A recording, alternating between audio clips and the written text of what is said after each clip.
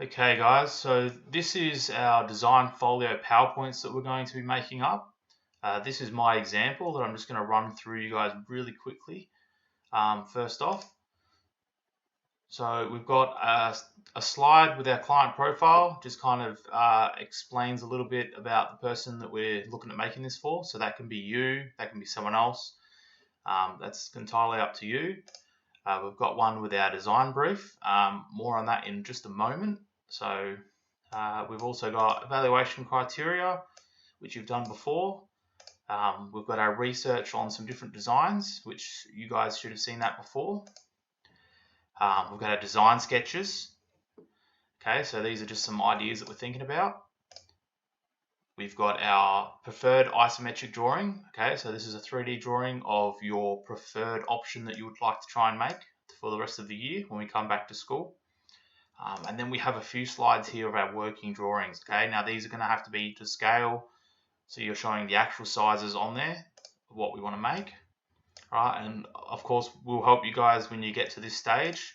At the moment I'm just showing you what's involved in our design brief. Okay, we'll come up with a cutting list. Now this is very important that you get your plans right, because if you don't have your plan sizes right, we won't be able to get the cutting list right.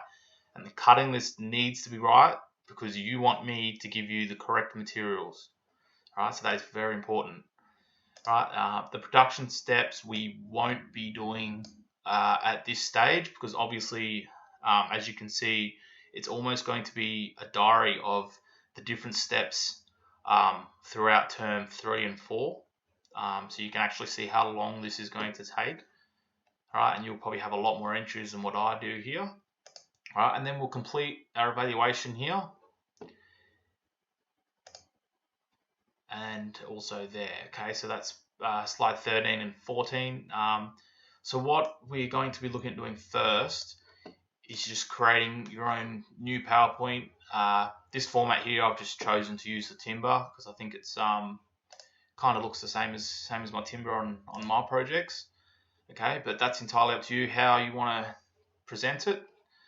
All you need to do is write design folio and perhaps put something on there down here, your name, your full name, and then with down here I would just put if you're in year 10 I would just put coffee table.